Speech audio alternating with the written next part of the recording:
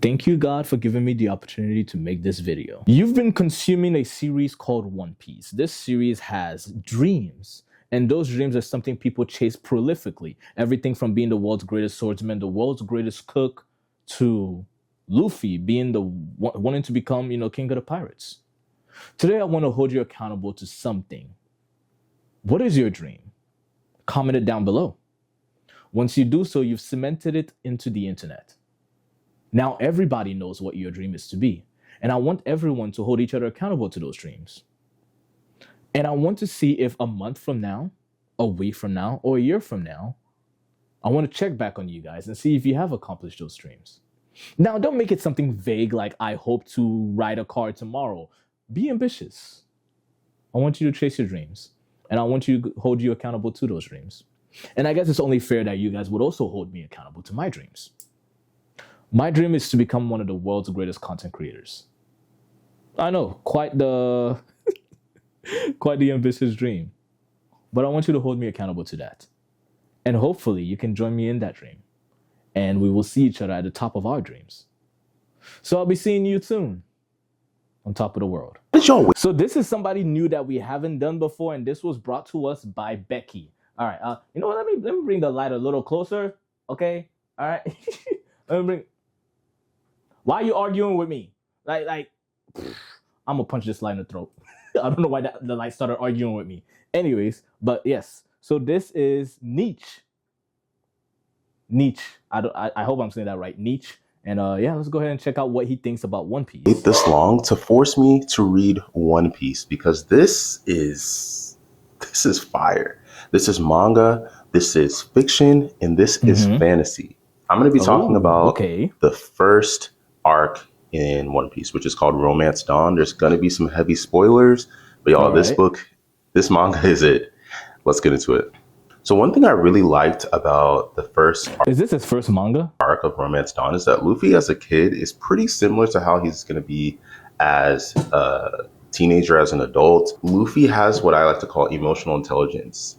He really does. He might not be the smartest up here, and you can think of him as kind of dumb or silly, but when it comes to the people around him, the people that he loves and cares about, he would do anything for them.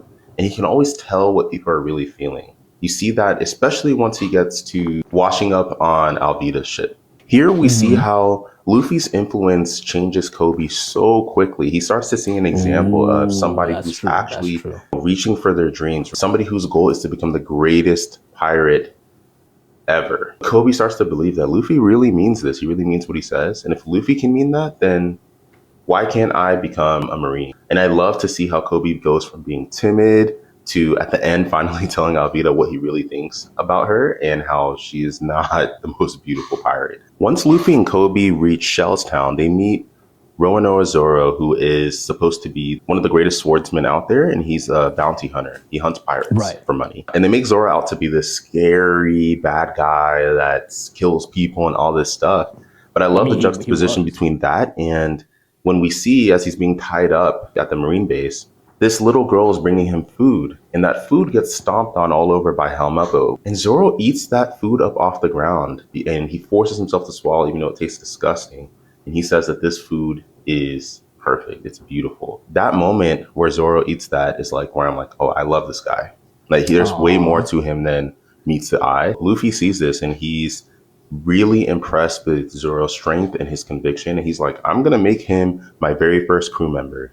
And he does. And I think that's beautiful. Another one of my favorite parts of this arc is at the end of everything. Once Zoro and Luffy defeat Helmeppo and defeat Captain Morgan in the Navy, they make to escape and get to the ship. Kobe has to make a decision. The Marines that are left over ask him, like, are you with them? Are you with these pirates? Are you a pirate? And Luffy, before Kobe can even answer, makes the decision for him. I believe that he punches him or something. It makes it look like they have this big falling out and that they're not friends. And I thought that was a really amazing moment because, again, that's where Luffy has emotional intelligence. Yes, they're friends, and Kobe doesn't want to say they're not friends because that would be wrong. But at the same time, Kobe needs to become a Marine. This is his chance. This is his one shot at achieving his dreams, which is something that's been ignited by Luffy.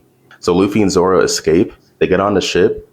And at the end, my favorite part of this whole arc was where the Marines line up with Kobe, and the Marines are like, "You have some great friends," and I think they salute Luffy and Zoro as they go on. And I'm like, man, this is how you set up a story. This is how you set up morals and different character traits and what this world is going to be like. Are there actually good Marines? Are pirates all bad?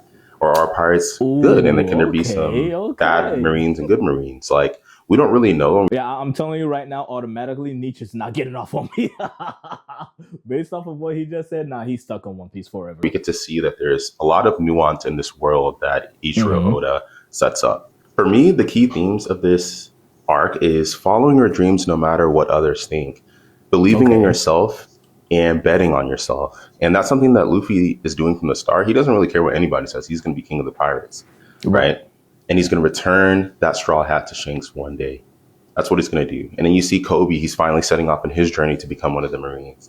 You see Zoro, his treasure and his goal is to become the greatest swordsman ever. And we get to see why a bit later on. It's not just the main character who's hell-bent on becoming the king or becoming the best in the universe. The other characters and side characters all have their own unique traits and unique dreams that they want to pursue. And they're all on that journey together. And it makes me think that maybe the One Piece is really the journey along the way, or maybe it's the friends or the nakama in Japanese that you meet along the way, and who become your kind of found family. But yeah, guys, that's my review of the Romance Dawn arc. I'm curious, has he done more review? I like these so far. Oh, he has. He did Syrup Village too. Okay, yeah, let's go ahead and watch Syrup Village. What's going on, y'all? Today we are back with another One Piece updates. Today we'll be talking about the Syrup Village arc, y'all. This has been a journey of epic proportions. I see why y'all keep hyping this. Right off the bat, we start off by meeting Usopp, who's a brand new character.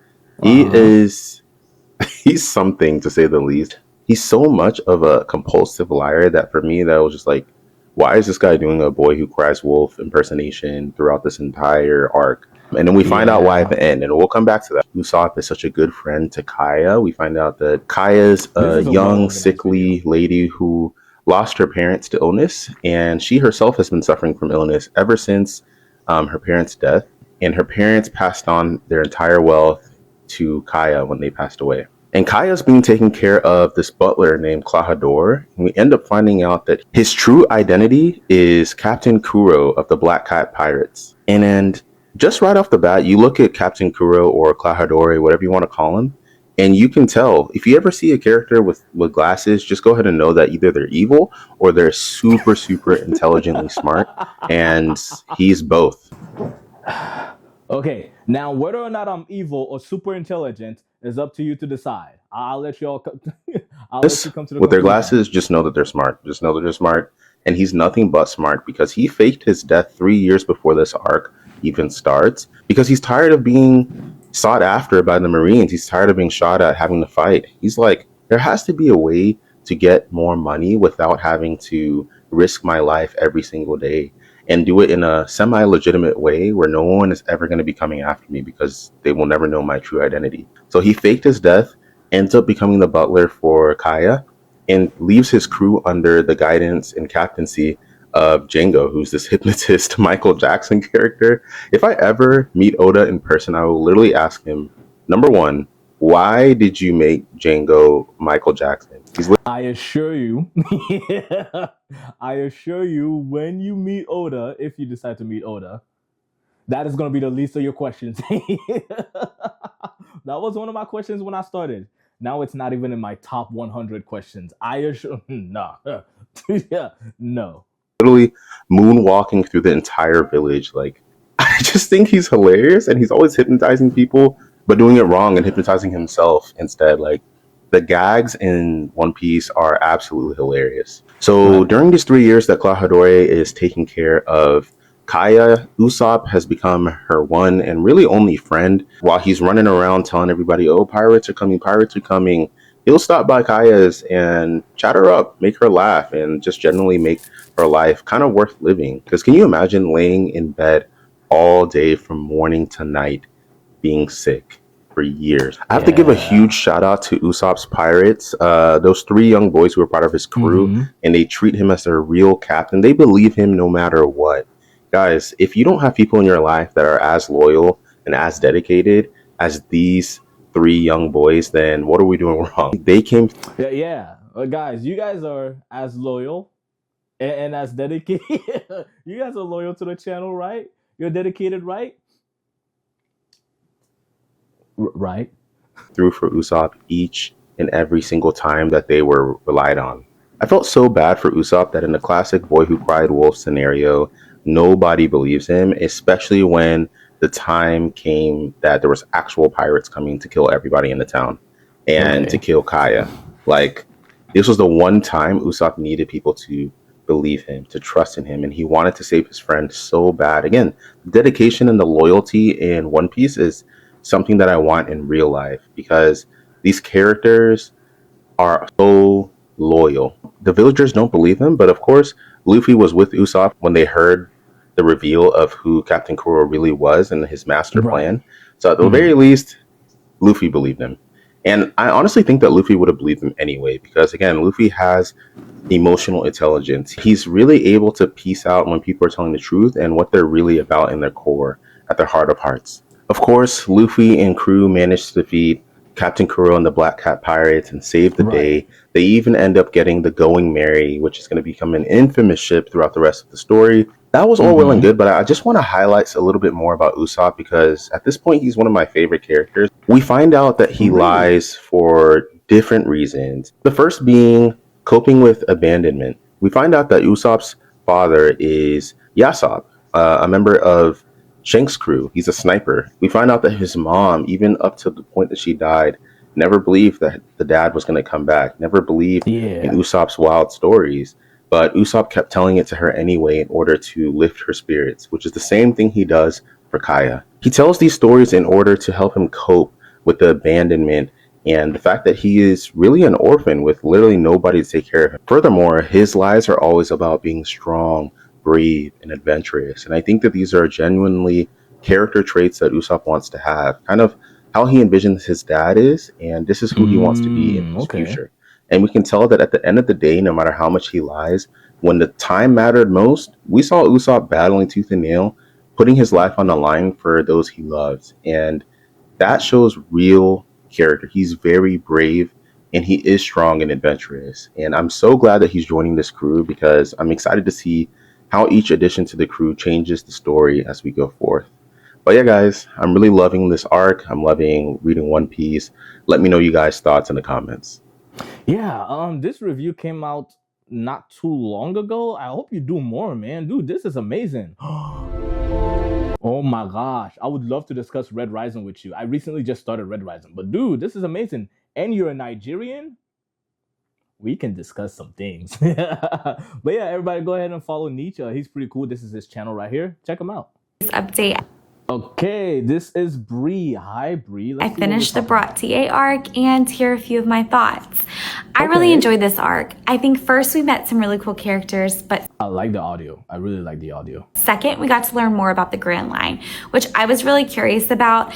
We've been seeing it hinted at in a few of the other arcs, but it was kind of cool to see what came out of the Grand Line and where they're headed to and what they may potentially be facing. I was super excited to learn more about it. Also get to meet Sanji and Chef Zeph, and their backstory was really incredible. When and how they met each other was crazy. Okay, I was expecting Chef to lose his leg and because of being a pirate at sea. I was not prepared to know that he ate his leg to say. Wouldn't you eat your leg too, Bree? No, Bree, you wouldn't eat. I feel like, is that not something we would all do, guys? We are all eating our legs. Sanji. Now that was kind of extreme, but it got the point across. I also saw the similarities between Chef and Captain Shanks and their willingness to step in and save and mentor and be a father figure to both Sanji and Luffy. I loved it. Not only did we get a little appearance of Shanks in here, but I loved the similarities between the two. Food was a major theme in this arc and the importance of not wasting and serving anyone regardless of who they are and where they come from. Sanji even mentioned in here, I'm here to serve people food and not to judge them. And I thought that was really important because you can even see this in a flashback when Sanji was throwing away food because it didn't look right or was potentially moldy. Then literally he deals with potentially starving and not having any food to eat and eating moldy bread. And I really appreciated the way he wrote that. And Chef said that it isn't about all of the things that you carry, it's about grit and determination. And I loved that because I just feel like Luffy has determination to make it through anything he can go through. He is just so determined, and I feel like we got to see a lot of that. Now, I knew that Luffy was positive and optimistic, but I feel like in this arc specifically, we just saw the determination to take down Don Craig. I loved it. I do think that some of the fight scenes, I did get a little lost in them, and I do think they dragged on a little much. But I still loved it. I still had a lot of fun. Flashbacks in this arc were... Wait. Fight scenes in Baratie? I'm guessing you mean the ones like that involve Don Krieg, right? Because the only fight scene that I was really like prolific and that I remember the most of is the one between Zoro and Mihawk. But I don't think she's talking about that one. I think she's talking about the other fights. Are incredible. I think at the very end, when you see the flashback of Sanji leaving, I actually shed a tear. They were beautiful. We got to see flashbacks of the dream that Sanji has and how he meets Chef. We also got to see Zoro fight Mihawk in the flashback of him wanting to be the greatest swordsman. Excited to see the next battle between Mihawk and Zoro because I definitely feel like Zoro now is how much he is lacking and how far away he is from becoming the greatest swordsman. And I feel like he was definitely humbled a little bit, which can be really good. And I feel like he now has an attainable goal of knowing what it's going to take to be the greatest swordsman. This would also not be an update if I did not mention Nami. I don't know what she's doing. I really like Nami's character, and that really made me upset, the fact that she leaves him. I don't know why she did that. Super excited for the next arc. Also a little nervous because I do know that Arlong Park is supposed to be very sad. So I will definitely catch you in my next update. I'm curious, did she do a next update after that? Okay, so that one is right here. Where's Arlong Park? No, Bree, Bree, we gotta talk. Bree, we gotta talk. I finished reading Skypiea arc of One Piece. Can't give you all of my thoughts; they would not fit in this video. But I did finish recording my YouTube video. I'm gonna edit it, and hopefully it'll be up. So her thoughts on the YouTube video. You know what we gotta do. Okay, so this is the YouTube video. These are her thoughts. Now, go ahead and go support the YouTube video. The link to it is going to be down in the description below. Go ahead and check it out. But we're going to be seeing how good her thoughts are on Skypiea. I feel like we're going to have a lot of differences. Juliette here. I'm an avid reader, as you can see from behind me. And as of recently, I got introduced to my first ever manga, One Piece. I finished reading the Skypiea saga, and this is going to be my review, my thoughts, my theories for this review and Yap session to be as organized as possible. I have here my One Piece notebook with me. I have like a couple pages dedicated to each character's here, the events that I feel like are important or I feel like are worth of noting. I write them down, but I also keep like track of the events because my memory is not that good and I forget some details, and I feel like if I don't write them down, I'll forget them. So bear with me and let's talk about Skypiea saga of One Piece. This is the third saga, probably my favorite one so far. Not that there's many to choose from, because One Piece is my first ever manga reading experience. Fair enough. I don't know what to expect or what to look for. I feel like she and Cheddar had a lot in common in terms of Skypiea being your favorite saga. Of expectations to have. Everything here is happening brand new to me, and I'm trying to get used to like the manga tropes. I'm trying to get used to like paying attention to pictures, which is like not available in regular novels. My only experience with anime, and like I guess you could say the world of anime, was with Attack on Titan. I watched it upon the insistence of my brother, who loves watching anime and who loves reading. Okay, quick hot take. I'll be honest. I think Attack on Titan is not all it. Okay, listen. It's not all that. I'll be honest with you. It's not. I think the anime just ruined it for me. I think that's what it was. Yes, I think I'm speaking from recency bias, right? Maybe. Because the anime just ruined it a lot. I expected so much out of it, you know, and then the anime just like, geez, man. I read the manga. I don't know, just like... Nah. Yeah, it has one of the best plot twists I've ever seen in a show, or a series in general. But it's just... I don't know, Attack on Titan is just not it for me, guys. Not anymore. After, like, post-watching it, nah. Manga. And I did not think I was going to like it. I ended up binge watching it in a month, and it set up such a high expectation for me that I couldn't find anything that gave me the same feeling or the same excitement as it. so I just gave up on anime in general. It didn't cross my mind to pick up a manga. I just thought like it wasn't for me. I love reading regular novels as is. I didn't want to get into something new. I tried watching Solo Leveling, but nothing ever came close to... So did you not like Solo Leveling? Okay, so I think Solo Leveling is better than Attack on Titan simply because of what I look for whenever I'm watching the series, right? Whenever I'm watching a series, I look for the science in the series, right? I look for whether the science be like how the power system works. I love knowing how creative characters can be, how they overcome certain adversities and stuff like that. So I look for the science in the power system, if it's well explained. I also look for things like the religious aspect or the political. I look for all those things. So to me, Solo Leveling just hit more. And that was also the reason why I loved Attack on Titan. I wanted to see the different Titan forms that they could have. I wanted to see different people with different Titan forms. You know, like when we see Armin get the Colossal Titan. I wanted to see that stuff. And then finding out about the Founding Titan and all that. Like, it was really nice. It just, a lot of things later like that got jumbled up. It just, over time, I didn't like it. But at the beginning, I was all in for it. You know, it was something like that. So that's why I enjoyed Solo Leveling, because it just gave me more of that. Yeah. So in my bias, not objective take, Solo Leveling is better than Attack on Titan. Feelings that I had watching Attack on Titan. So I thought, you know, that could be my one and only anime. Did my introduction turn upside and down? my goodbye to it all. I was satisfied with that. Fast forward to today. One Piece starts being talked about on Booktok. My mutuals start talking about One Piece. I immediately sprint to my brother, hey, what do you know about One Piece? It's a long series. It's been going for plus 20 years.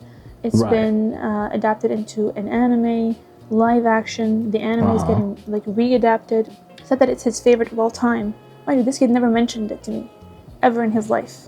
He has a few posters in his room, which I got spoiled from. Yeah. Luffy with his white hair. That's where the I've seen those posters all the time. Every single time I go to his room, they're there. But I finished East Blue. I go to his room, and this time when I'm looking, I'm recognizing them because Luffy has white hair in them. And I was so upset about it. I told my followers on TikTok about it. I also got like Law's backstory being like faked, spoiled as well. Well, like turns out that's just agenda piece stuff, so it's not like faked, but I'm guessing whoever Law is has a very tragic backstory that people need to believe is faked in order to like hate him. I know for sure Luffy doesn't have the gum fruit. I don't know what it is because I just immediately like logged out of everything. I stopped my duets from being like open, my stitches, even my downloads. I stopped checking my comment section. My brother goes through them occasionally for me. She is hard to get a hold of. I'll tell you right now, Juliette is impossible to get a hold of. She really, like, she stopped looking at everything. I stopped looking at my mentions. Like, it was horrifying for me. Yep. I'm an avid reader. I like to experience everything for myself. The books that I buy while in the bookstore, I don't even read the back of them. I don't read the summary of them because I want to go in as blind. What? This has a really nice title. Let me go ahead and check it out. I feel like that's... do you like go based off of like critics' reviews or something? Like, hey, my friends said they like it. Like what do you like? I don't know, man. Julia, you got a weird life. It's possible. We're getting off track. See, this is why I have a notebook. Keep in mind the things that I've spoiled. Luffy has white hair at some point. Luffy's fruit is definitely not the gum fruit, but what the hell is it? But it definitely has like rubber properties because we can see that he stretches, but also it's not just that, right? Because he has super strength. What else? So Law may or may not have faked his backstory. And that's pretty much it. Skypiea Saga starts with our team wanting to go to an island in the sky because the locked pose of Nami's was pointing up to the sky. And suddenly a ship falls from the sky. Oh, wow. And then 3 shadows of ginormous figures appears in the sky. We meet a few important individuals here. We meet the 5 supreme leaders of the world government, the elders, I think their name is. We meet 2 more warlords of the sea. One of them is Doflamingo, one of them is Kuma. We see a few glimpses of Mihawk. The elders basically want to choose somebody new instead of Crocodile because he got defeated by Luffy. And that's a shame. But also that got me thinking, none of the people that Luffy actually beats die. He doesn't kill them. They just get their egos hurt and they disappear a little. Which might be also worse. Hear a little mention from the 5 elders talking about Shanks and how they don't want him to meet Whitebeard, who we also got introduced to. Whitebeard is Ace's captain, and he's on life support. The glimpse that I saw of him was him. How does that news go around though? How does the news go around that, hey, Whitebeard is about to, or Shanks is about to meet Whitebeard? Like, how do people find out? Does Shanks say, hey guys, I need to find where Whitebeard is, so can you send the news out that I'm trying to look for Whitebeard so that he knows I'm looking for him, so that I can find him, so that I can get like information about his whereabouts? Is that what happens? I feel like that's likely what happens, right? Whitebeard just like Shanks just say, all right, I want to meet Whitebeard. Everybody go make it happen. Is that how that works? Guys, I want to meet your favorite content creator. Go make it happen. Like, is that how that works? Oh, by the way, that was real. If I need you guys to go make it happen, like right now. Life support. And he's a giant, by the way, which doesn't seem to be like an issue because it's not even like Whitebeard is a giant. He touched seems normal upon. size for me. It's just normal, I think, in the One Piece world. Like, I feel like Whitebeard is almost as tall as I am, Like, me personally, I'm pretty tall. People to be ginormous. We also meet Blackbeard, who annihilated and attacked Drum Island, and who also happens to be looked after by Ace, Luffy's brother. Oh. We also meet Bellamy, the hyena, who at the end of Skypiea we learn was working under Doflamingo, one of the High Lords of the Sea. Why do I keep saying High Lords? It's all because of Akatar, one of the warlords of the sea. But at the end of it, he was being humiliated by Doflamingo for, again, being beaten by Luffy. Okay. And so, in the beginning of this journey, we learn about Noland, the liar, by his descendant, Blank Cricket. Blank Cricket keeps diving every single day of his life to basically rid his family's name of humiliation and ridicule because of Noland's lies. He believed that Noland did not lie, that Noland actually saw this city of gold, and that it actually sank into the water because of the shifting of the earth, like the earth plates. Yeah. And so he risks his life by diving every single day to find this hidden gold, this hidden city of gold. Noland, to his dying breath, swore this city existed. So it's not in the water? It was here, but it must have sank into the water. He was not believed, and he was executed for it by his king.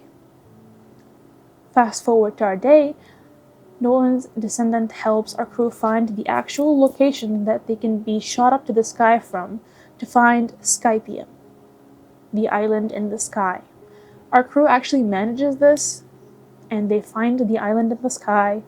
We immediately are hit with heavy political themes that, in my opinion, Oda did not know how to navigate well, or actually navigated well in the beginning, but then ended them very, very poorly. I guessed from the beginning, when we got introduced to the indigenous people of Shandoria, that Jaya's half was actually shot up to the sky. Erenu, the god and the leader of Skypiea, who reigns with terror over his people, just erased Angel Island when he, started making his big bad plan, his evil plan of ruling over the sea. Shandoria, the half of Jaya that got shot up into the sky, that event was out of the control of the people of Jaya and the people of Skypiea. They just appeared in the sky, of course, one day. Now, the old leader of Skypiea immediately takes advantage of this because they don't actually have ground there. Everything is made of clouds. And so having soil was to their advantages. He immediately kicks out the people of Jaya and overtakes their land, colonizes it, kicks the indigenous people out of it.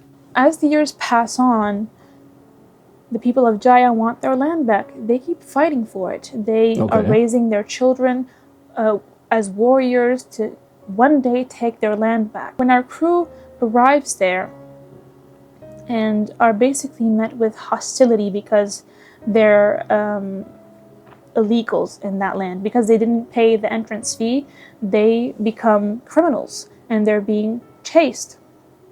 We meet a couple of Skypian people. One of them actually hosts our crew in their house. They feed them, not knowing that they're criminals and illegals. Then they learn about it, and you can see that shift immediately that happened with Conus and her father, the fear that they have from the government, and the way they're like, oh, they don't even look like criminals. Nobody looks illegal, girl. That isn't actually... I had to think about it. I had to really think about it. No, I don't think so. Yeah, fair enough. Really smart reflection that Oda did from back then, from wherever this was first published, that mirrors our world and our current immigration events.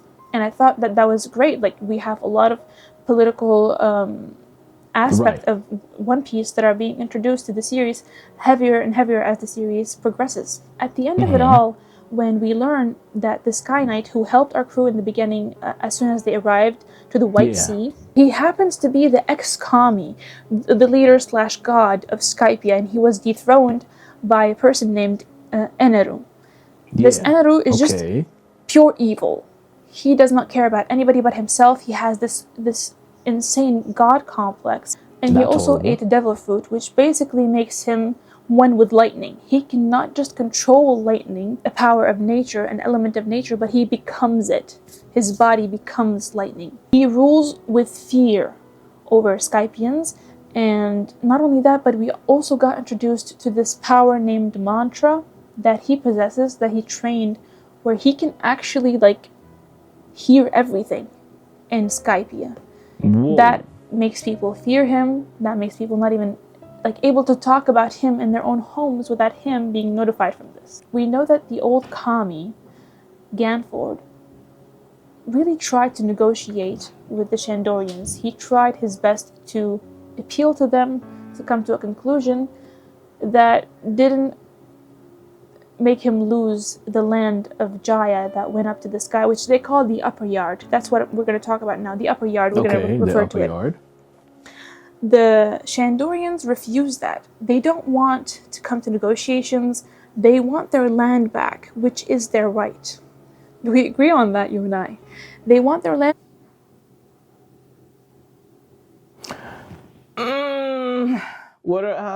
Okay. Let's discuss this, right? Let's say an indigenous group of people lived in a land, and then they were chased out of that land, sacked out of that land. That's a horrible thing. That should not have happened. Let's say years later, let's narrow it down to like maybe 100 years later, right? They want their land back. That's completely normal and validated. Here's the problem. The people who now live on that land have had children, and those children, all they know is that land. Is just as much those children's land, the new generation's land, as it is the people who were there before. It's not as simple as saying, well, give them their land back. Where are the kids going to go? The kids who are now adults, by the way, they've grown up now. Where are they going to go? This is all they've known. It's just as much their land. They have a different culture, sure, but it's just as much their land. They weren't involved in the people sacking out. I don't think it's as simple as saying just give their land back. I don't think it's that simple. I really don't think so. Tell me if I'm wrong. I feel like, I don't know, I really don't think so. Back, and there's nothing to negotiate. If no land, war. He never actually came to negotiations with them, never came to a point when he was in charge, and then he was dethroned by Eneru. I think the choice of having Ganford be the leader of both groups, of the Shandorians and Skypians, was weird as hell to me. It was weird, I don't agree with it. That man had his chance when he was in charge of everything to give those people their land back, and he refused it. And now that everything is done, everything is ended, the Shandorians don't have to fight anymore. They don't have to protect their city of gold anymore because the purpose of it was fulfilled. And we saw that from the poneglyphs that Robin read. Okay. But it just felt weird and icky to me What do you mean? The man that was at one point their oppressor, at one point had the power to give them their land back and didn't give it back, being chosen not only by the Skypians but also by the Shandorians. That makes no sense to me. They could have chosen somebody from the Shandorians and somebody from the Skypians to rule both in agreement. But no, for the chief of Shandorians to say, hey, I want you to rule, no, not really. Co-leaderships I don't think works historically speaking. And like practically speaking, I don't think it would. I don't think co-leaderships work. I think you can have you can have one head and then different like separation of powers at the bottom, you know? But I don't think co-leaderships work. Because what the Shandorians are gonna say is we only listen to our leader on our part, and you Skypians will only listen to your leader on your part. I don't think that works. I really don't. I think this is the best course of action. Maybe I'm wrong. I really hope I'm wrong. I think this is the best course of action they could have done, genuinely. At all, and it makes no sense. And I know this is this was marketed for children, I think. And so like it makes sense for the author to want to close it all with the happy endings and rainbows and sunshine. I think this is the only way you could have had a happy ending. I can't, Unless you're saying that in order to make an egg, you got to break a few. In order to make an omelet, you got to break a few eggs. Unless that's a strategy here, that sure, some people will just have to not get their way. I mean, sure, okay, all right, okay. I can't help it, I have to say it. But again, since it is directed for children, and I'm way out of my scope and field here, I can see how Oda would want to make this, appeal for the younger audience to give them more hope, and, what else? Okay, Robin here is a new addition to the crew. Okay. And I was very skeptical of her. I did not like her when we were introduced to her, and I still am, iffy about her. But she's been, a new addition to the group because she's smart. She has this calm air about her. She seems very at ease with the crew, and they trust her.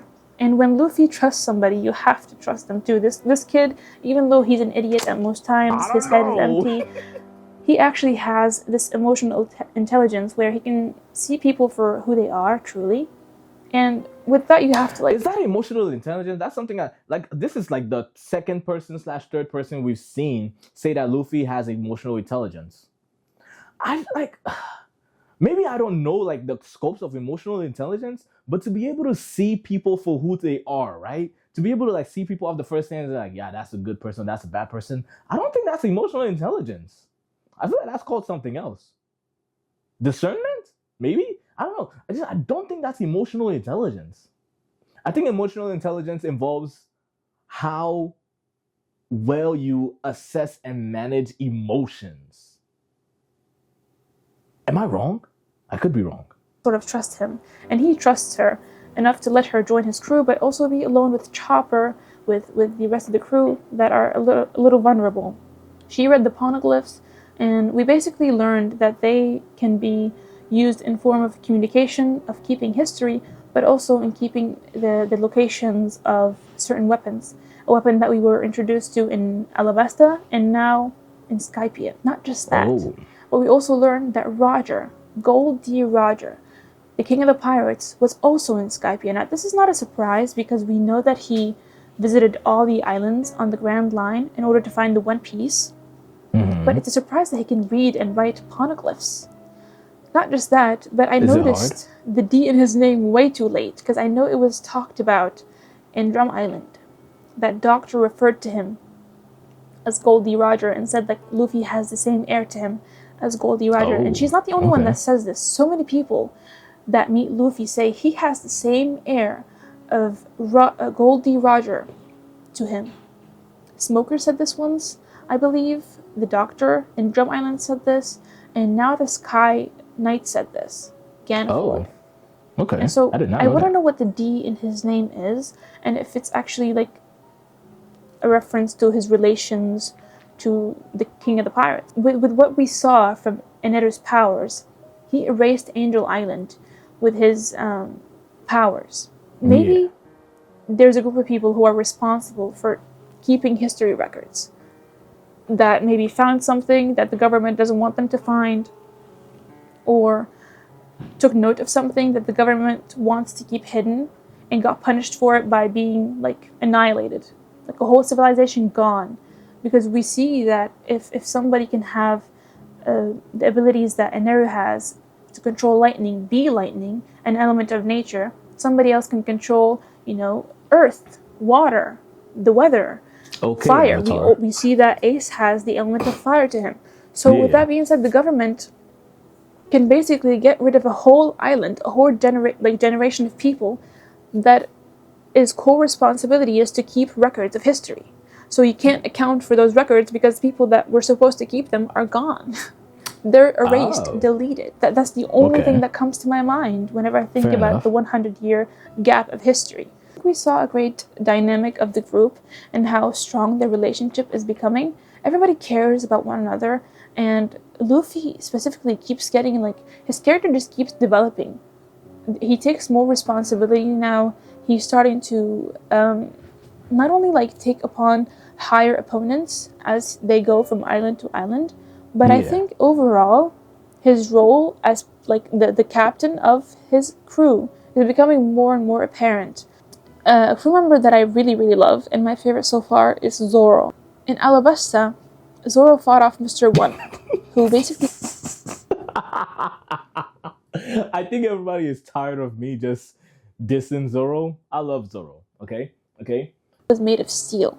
And Mr. One was really beating him. And there's no way to cut steel, right? Nobody is strong enough to cut steel. And Zoro has this moment where he's just like standing after being heavily injured, to the point where Mr. One, who injured him, he shredded his chest, turns back to look at him and say, "How are you still alive?" And Zoro basically starts saying like, "Oh, I can hear the tree's heartbeat. I can hear the stone breathing. I'm gonna cut through steel." And he actually defeats Mr. One. But he mentioned something about feeling like he was standing on the gates of Hades. And I'm not really into mythologies, but I think that's like the gates of hell. And so every single time I see Zoro being undefeated, being this man of great stamina, I used to chuck at him, oh, like he's just been training his whole life to become the greatest swordsman. Of course he's gonna have like stamina, but the more like I see of him, curious to see more of his past. Because how is he so strong? Same with Sanji. How is he so strong? How are they so strong? Usopp literally walked off being crushed by, what was her name? Spellentine.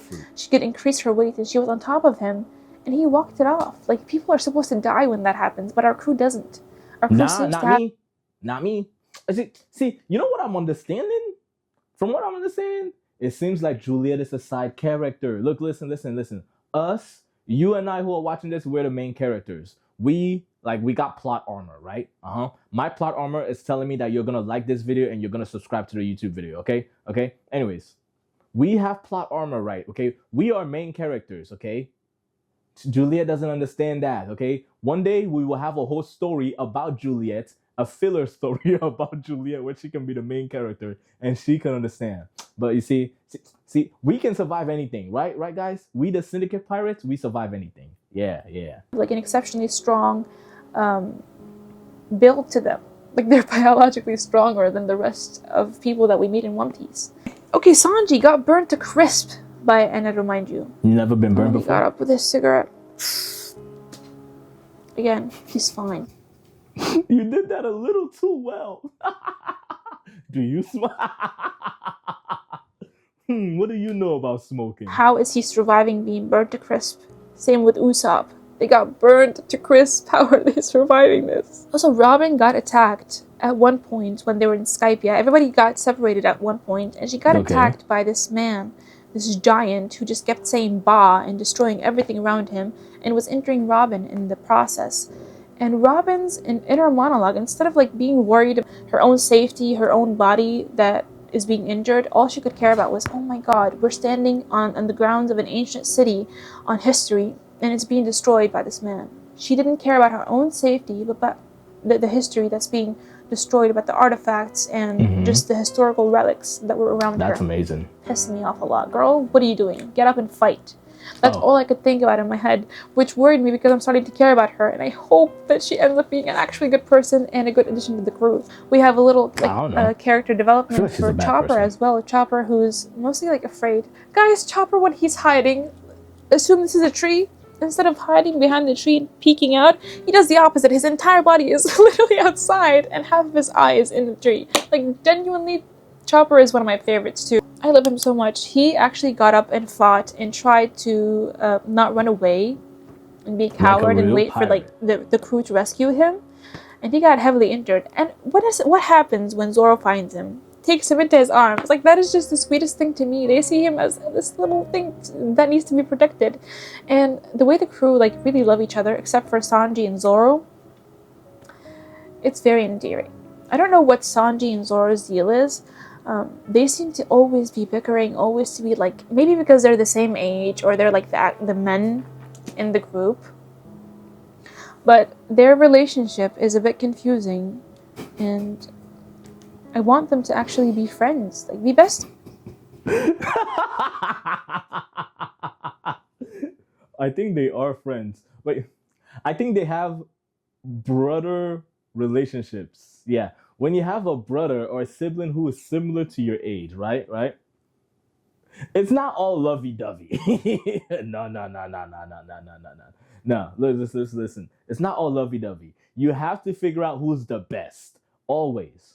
Just like I am better than you. We're gonna have a rock, paper, scissors contest, and I'm gonna prove to you I'm better than you, okay? Ready? You can't cheat. No cheating. Ready? I told you, I'm better than you. Best out of 3, okay? Ready? You keep losing to me. Anyways, keep going. Aha! Look, this. You didn't win. I don't care what you say. Don't comment down below you won. You're lying. You didn't win, okay? I won, okay? I'm better than you. Shut up. Anyways. Beautiful moment, but then they find out that Noland was cutting.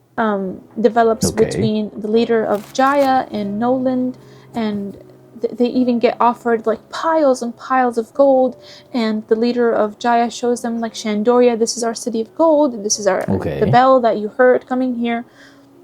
And they have a beautiful moment, but then they find out that Noland was cutting the trees and they kick him out. Get out of here. We don't want you here anymore.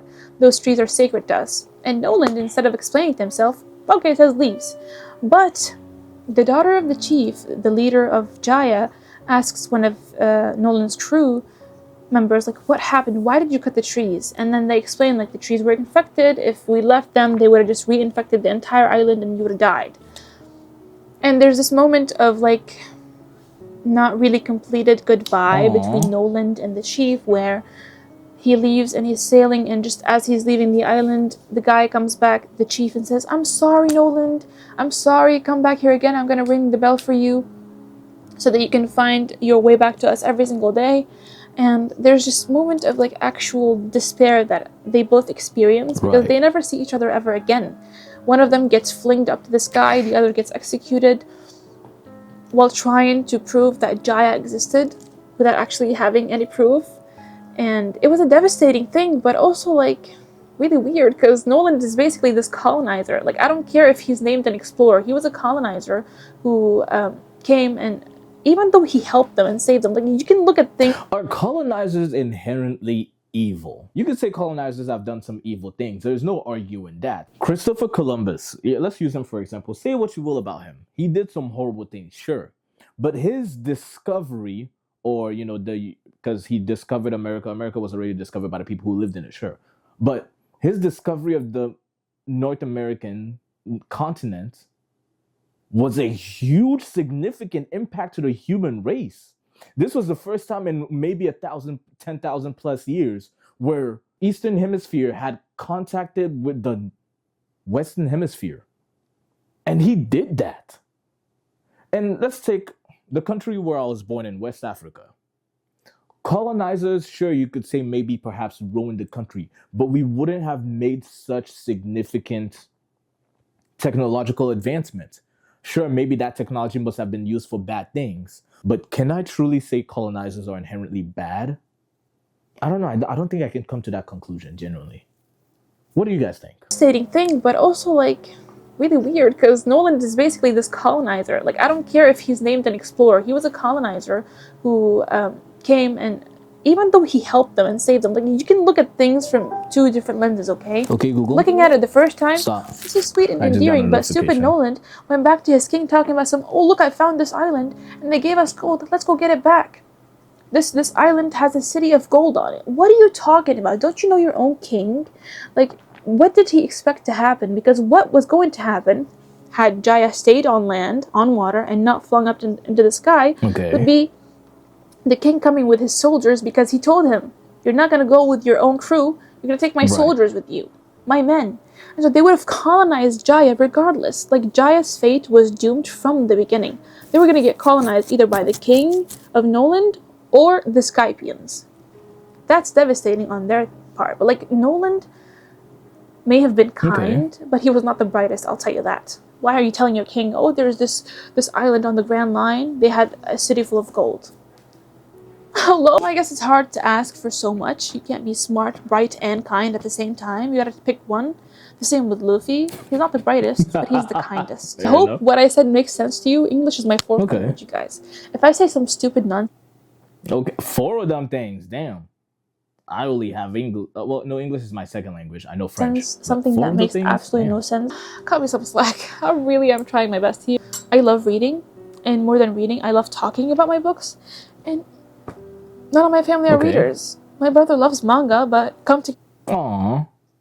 I mean, we love you though. We love you though. We think you're pretty cool. But yes, we'll go ahead and end that video here. That was a beefy video with like, what, 25 minutes. But yeah, I hope you guys enjoyed this video. Again, go ahead and support her. The link to the video is going to be down in the description. And yeah, you guys have been amazing. You guys have been awesome. Thank you so much for continuing to watch this series. And I'll see you guys later. Peace out. Stay classy. Thank you, God, for giving me the opportunity to make this video.